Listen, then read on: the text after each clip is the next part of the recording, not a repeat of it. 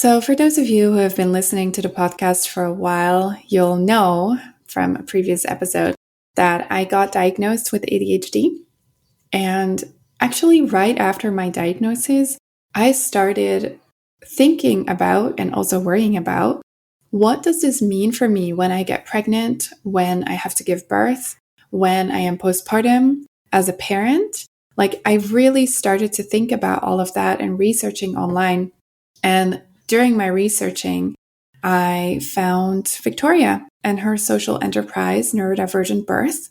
And I immediately invited her over on the podcast to come and talk about this topic because I feel in the medical system, there is very little information about truly what it means for a neurodivergent person to get pregnant, experience labor and birth, experience postpartum, and life as a neurodivergent parent. And I was so grateful when I found Victoria. And this episode really warmed my heart and also took away some of my own worries. And I'm just so grateful for her work. And I hope that neurodivergent people who are listening may feel some reassurance and some peace after listening to this podcast with Victoria. And Victoria is a birth and postnatal doula who supports families through pregnancy, birth, and beyond. And she believes birthing people have the right to a positive birth and postnatal experience. And this can be achieved with the help of consistent and compassionate support. She offers support both in person in Aberdeen, Scotland, and online anywhere in the world. She's also a trained traumatic birth recovery 3-step rewind practitioner and perinatal emotional health and well-being practitioner. She's also a mom of 2 girls, one of whom is autistic, and she's passionate about improving support for neurodivergent people perinatally. I hope you enjoy this podcast. Let us know what you think. You're listening to the podcast of Iris Josephina. If you're passionate about exploring the menstrual cycle, cyclical living, body wisdom, personal growth, spirituality, and running a business in alignment with your natural cycles, you're in the right place. I'm Iris. I'm an entrepreneur, functional hormone specialist, trainer, and coach, and I'm on a mission to share insights, fun facts, and inspiration I discover along the way as I run my business and walk my own path on Earth. Here, you'll hear my personal stories, guest interviews, and vulnerable shares from clients and students. Most people know me from Instagram, where you can find me under @CycleSeeds, or they have been a coaching client or student in one of my courses. I'm so grateful you're here. Let's dive into today's episode. Hi, Victoria. Hi. Welcome to the show. Thank you so much for having me. I'm so excited that you're here, and this topic is really, really close to my heart. Yes. I have been diagnosed with ADHD myself last year, and I'm on my preconception journey. So this really fits into where I'm at. And I've been having a lot of conversations with people about this specific topic. So I'm very sure that our conversation will help a lot of people or create clarity. Yes, I hope so too. And so before we fully dive in, I'm interested to know a little bit more about you. Like, what's your background and how did you get interested in birth work? Yeah, sure. No problem. So I actually live in the northeast of Scotland, and I'm 40 years old. And in my sort of first career, I suppose, I worked as a marine biologist. So it's been quite a change in career, definitely moving into birth work. Yeah. But really, the catalyst for that move was having my own children. So I have 2 daughters, aged 7 and 5. And I had quite a difficult, challenging time having them, and postnatally as well. And it really sort of led me to be very interested in maternal mental health and supporting people who are navigating the whole perinatal journey. So initially I trained as a breastfeeding supporter. That was something I was really passionate about helping people to do. And then as a family, we moved to France when my second daughter was 6 months old. So that was a kind of opportunity really for me to have a think about what I wanted to do long term. as a career. We were in France with my husband's job, and I decided that I was going to really indulge my passion for supporting the perinatal time. So I trained as a doula. I initially worked supporting members of the expat community in Paris where we were living, so the English-speaking expat community. My French isn't quite good enough to support the French community. And it was a time where people were, navigating some challenges as they were embarking on having families. A lot of the people were, living in Paris away from their families, away from their native country, perhaps having barriers with the language and in accessing antenatal education. So I did a lot of postnatal work, actually, working with families in their homes as they adjusted to life with a newborn baby. And I really fell in love with the role of the doula. So we returned to Scotland coming up for 2 years ago now. And I've continued the birth work since. And I've now kind of gone on this other journey as well, which we're going to talk about today, which is supporting neurodivergent perinatal experiences. Yeah, super interesting. How did you eventually decide to kind of like niche your work in neurodivergent pregnancy, birth, and postpartum? So again, it's from personal experience being the kind of the driving force. My now 7-year-old daughter was diagnosed as autistic and with ADHD about a year ago now. And really, as a lot of parents will relate to of neurodivergent children, I just completely immersed myself in the reading and research around the topics of autism and ADHD. And I really began to look at my own experiences in childhood with a different lens, because I really feel that, my daughter is very much navigating a lot of the things that I had to navigate as a child, but perhaps without the same understanding and support behind it.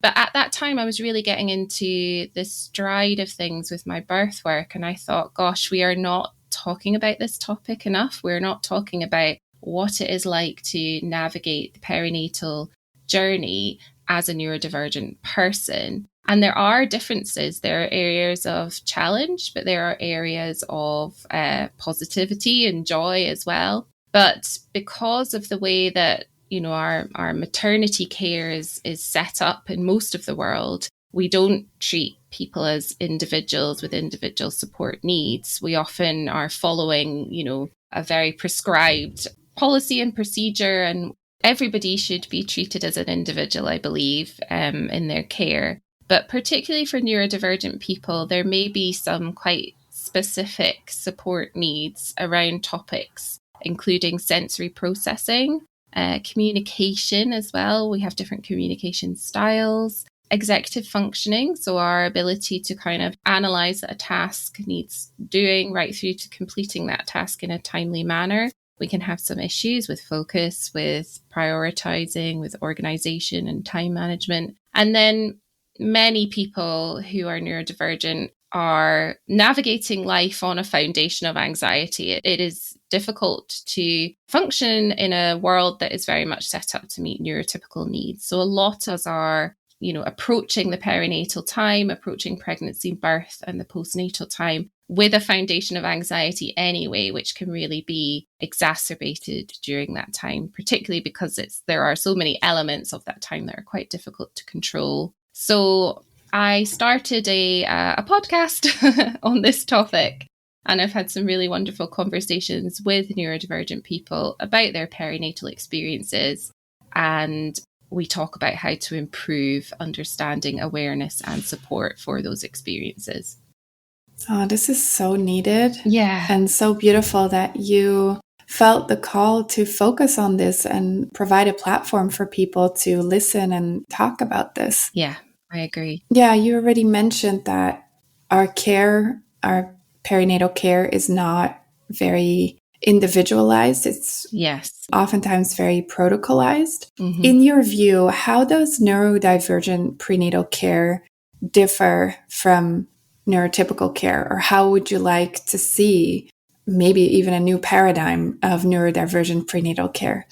I would love to see more awareness from the health professionals, from the birthing professionals about the ways that neurodivergence may impact the perinatal journey. And then we can ask a person what their support needs might be around some of these key themes. So I think sensory processing is a really great example of how there might be some differences and there might be some areas of support. If we think about the senses and how our senses are just bombarded with information every second of the day, when we're navigating pregnancy and birth, it's a hugely sensory experience. There's a lot of information coming our way.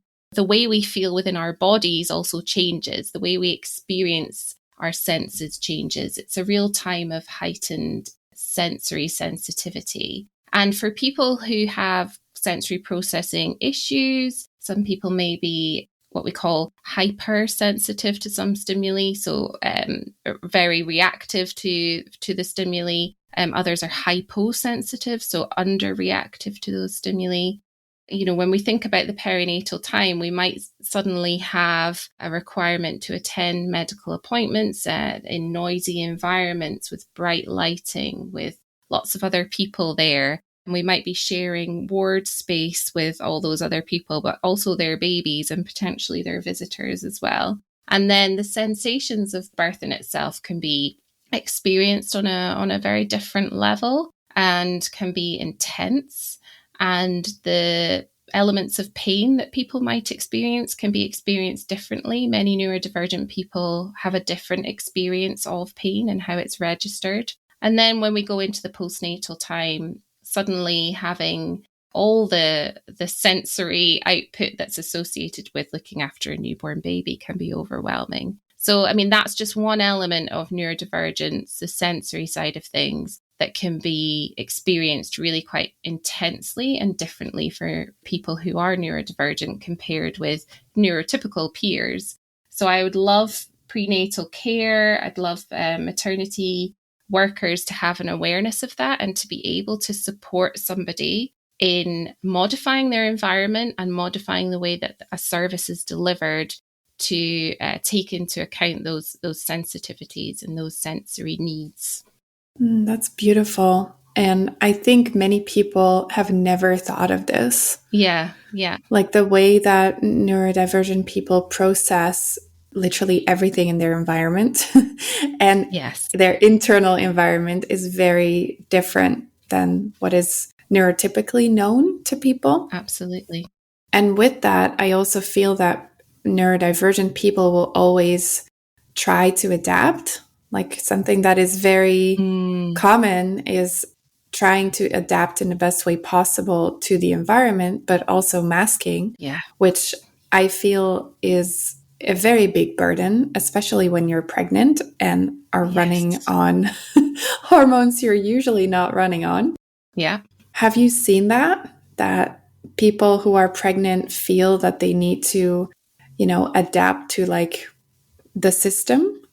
100%. I think females are particularly socially motivated and very, very good at masking as a result of that. And when it comes to pregnancy and the birth and even to being a parent, there is a kind of a sort of a social construct of what you should be doing, right? We have a lot of pressures around, well, pregnancy should look like this and your birth should look like this. And if it's not like that, you've got it wrong. And, parenting, the list of shoulds are unending, basically.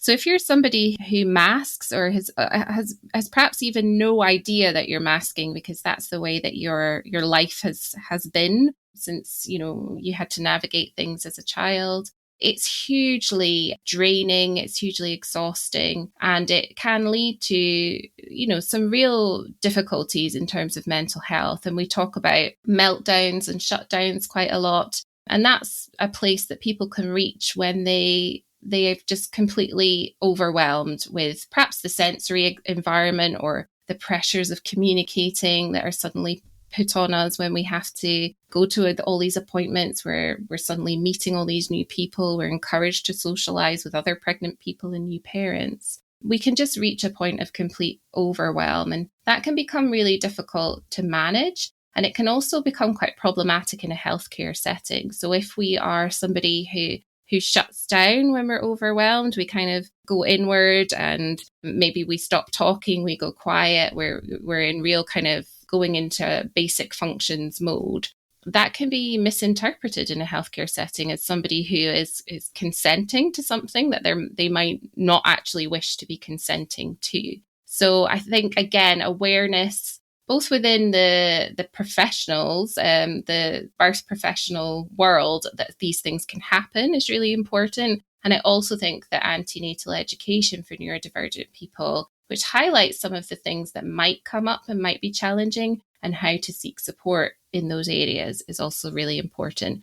And that's one of the things that we're currently working on at the social enterprise that I run, which is Neurodivergent Birth. We're developing antenatal education specifically for neurodivergent birthers and their families.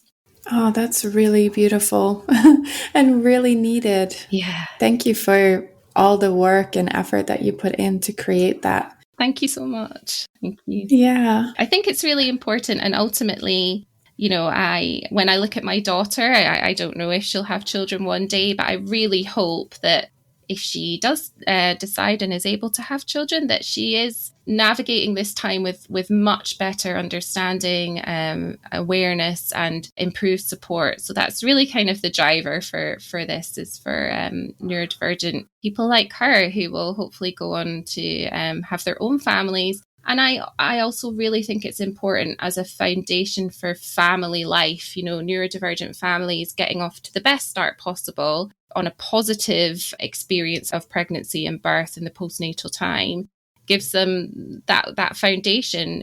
Too many families, I think, particularly neurodivergent families, start their lives together on a foundation that's quite traumatic. And that's something that I really think can be changed with this better understanding and awareness of support needs.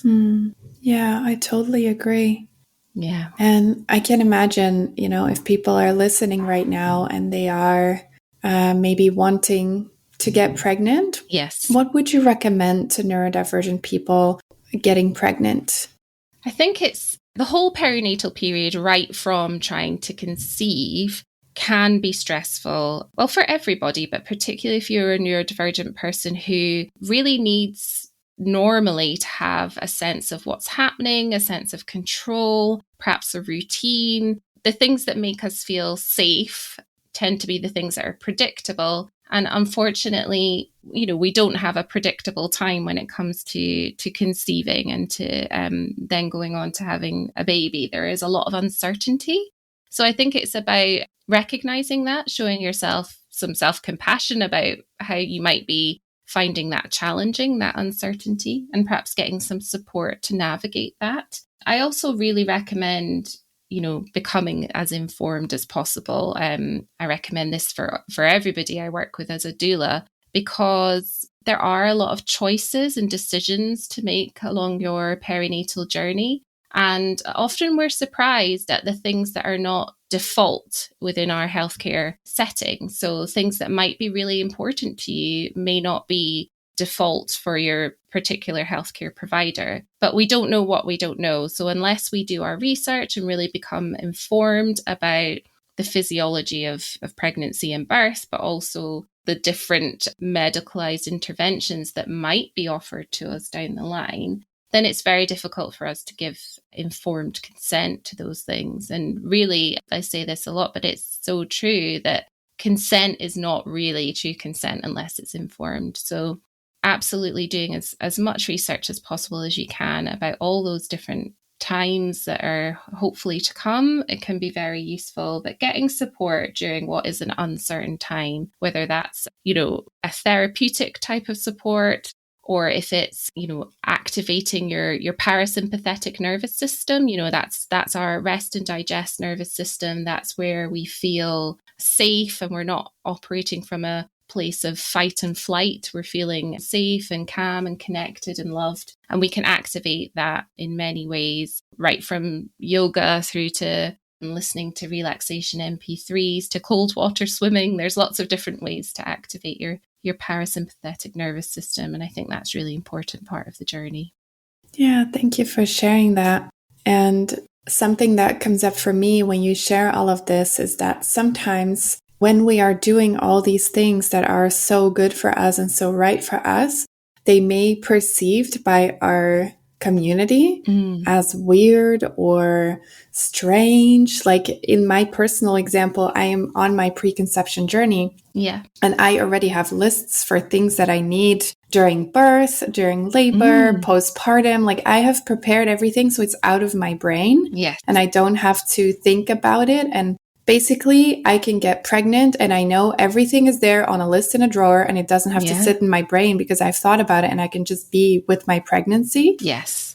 But what I notice is that a lot of people, especially neurotypicals, they're like, oh my God, like you're obsessing so much over it and you cannot prepare ever and you don't know how things are going to go. But it's so helpful. And I do want to give this piece of recommendation to people who are neurodivergent. Like it can help so much to think everything through before you even get started. Yeah. So that it's out of your brain, because our brains can get so overwhelmed and so full. Yeah. And I can tell for myself, I haven't even started to try to get pregnant, but I feel so confident about having all of these preparations done and having them in a drawer. Yes. Just the peace it gives me is like beyond. So absolutely. Yeah. That's so good. I'm so glad you've shared that, because I think it should be normalized. And it's a shame, isn't it, that the judgment that comes with that, you know, like saying comments about you being obsessed, etc. I think, you know, particularly for the neurodivergent brain, anything we can do to help sort of get some of these things down on paper and away from the kind of chaos that can sometimes be going on in our minds. And that brings real reassurance, and that's really important. And it's only through doing that preparation in advance that you will bring yourself some peace of mind. And also you will thank yourself 1,000 times over when you actually need that information, because you won't be scrabbling around for it at a time that you might be feeling quite vulnerable, you know, depending on what's happening. You'll know exactly where to go to get it. So I always recommend that people plan for pregnancy, plan for birth, and don't forget to plan beyond. Plan for what your life with a newborn is going to look like. Of course, you won't know for certain exactly what it's going to look like, but there are some key themes that you can talk about with your family, with your partner, and start to imagine that life, because it will help you when you get to that point, for sure. Yeah. Exactly. The way that I now usually explain it to people is like, what if I'm nauseous like 24/7 for 9 months? I'm not going to want to break my head about what I want for labor and birth and postpartum. Like, then you have to just be with your body and what it's doing. Because I also feel that people who are neurodivergent experience a wider variety of internal body sensations during pregnancy. Definitely. Yes. Because of their interoception. Yeah. Because of their neurotransmitters and just the way that our brains are wired. And I think people don't think about this enough. That's absolutely true. So we talk about interoception being the sense that's really around kind of what's going on inside of our bodies. So that can include everything from thirst to, hunger and need to use the toilet, how tired you're feeling, etc. And those senses, or that sense of what's going on inside your body, can really change during pregnancy and birth and postnatally as well. So for neurodivergent people, often those changes are really felt, you know, they're magnified compared to the neurotypical population. And definitely, you know, the example that you gave with the nausea is very valid. There are lots of anecdotal examples of people with neurodivergence really suffering with the nausea and suffering with hyperemesis, which is the, you know, very severe form of sickness. I myself had hyperemesis with both my pregnancies. Oh, wow. And I really couldn't have done really anything other than, you know, rest during that time. So I think,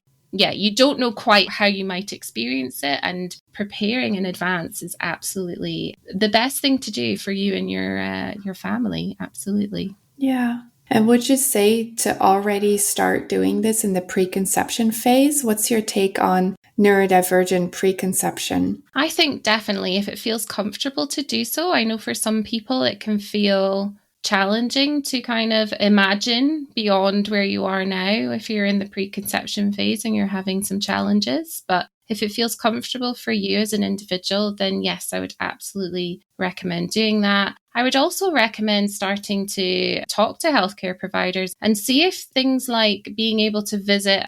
In the UK, we have labour wards and we have maternity-led units, midwife-led units, sorry, I should say, which are like birth centres. So we have a right to request to visit some of those spaces in advance. So if you're, for example, if you're an autistic person who has sensory processing sensitivities, you might want to go and visit a space in advance to get an idea of, okay, what's challenging in this environment and what adjustments could I ask for my own birth in this environment that would make it more manageable and less likely for me to feel that sensory overwhelm. So all of these things can be done at a time when you feel comfortable individually to do them. There are no rules with this, but anything that you do now can really help you down the line, right from visiting spaces to, testing out nursing bras and, working out if they're an issue for you from a sensory point of view, or there are alternatives that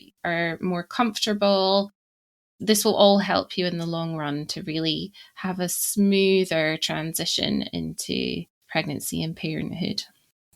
Yeah, thank you for sharing that. Yeah, I feel there is so much we can already do for ourselves to start this journey, like you said, informed and from like a little bit of a calmer space, because there is so much that comes with preconception and pregnancy and birth and postpartum and parenthood. Like it's a lot. It is a lot. Yeah. Absolutely. Yeah. And to close off, do you have any wisdom for neurodivergent people who are listening, who want to have a baby, but they're maybe overwhelmed by, am I going to be able to actually do this? Or how is it going to be for me? Do you have any wisdom for people? I think just some reassurance that you are enough and you matter as an individual, and your neurodivergent experience matters, and your neurodivergence can bring with it so many elements that should be celebrated. I really want to celebrate the diversity in perinatal experiences, and I think that's part of this conversation. We can talk about some of the challenges, but let's also talk about the positivity. So the sensory joy of having a baby and having, making a start to your life as a family together. And so many neurodivergent people are just such wonderful parents because, I generally find that there is this real desire to parent and to do it well, and there's a lot of there can be a lot of hyper focus right on the topics. So somebody, for example, who is keen on breastfeeding will probably have almost got a PhD thesis in the topic of breastfeeding by the time that they actually get to do it. So the research, the love and the care and attention that neurodivergent people put into things that they care about and they really focus on is amazing. And that can be frustrating sometimes for them. For example, if you then go to see a health professional with a breastfeeding question and you realize that you actually know much more yourself than the health professional on the topic. But I think that's a wonderful thing that can be celebrated. So yeah, I feel so seen when you say all of this. Yes. It's from personal experience as well. But I think many elements of pregnancy, birth and parenthood you will know so much about, you will have done all the research, and you will be absolutely giving it your everything to do it to the best of your ability and for your family. And I think that's to be celebrated. But yeah, you matter as an individual. There will be times when you feel that people are making assumptions about you or kind of trying to cast you in the neurotypical mold. So it's about, knowing your differences, communicating your differences if you can, and if that's uncomfortable, perhaps having a support person, an advocate to help you communicate those. I absolutely love the role of the doula in the whole perinatal experience, because I think this is about developing trust as well, trust in the people that are supporting you. Having a doula means that you have the time to really develop that rapport and that trust and to have a relationship with each other and get to know each other, and they can get to know your support needs. But yeah, to stand tall and say, this is who I am, these are my individual needs, and this is what I need so that I can, navigate this time and have the smoothest transition possible, to stand in that and to celebrate asking for what you need.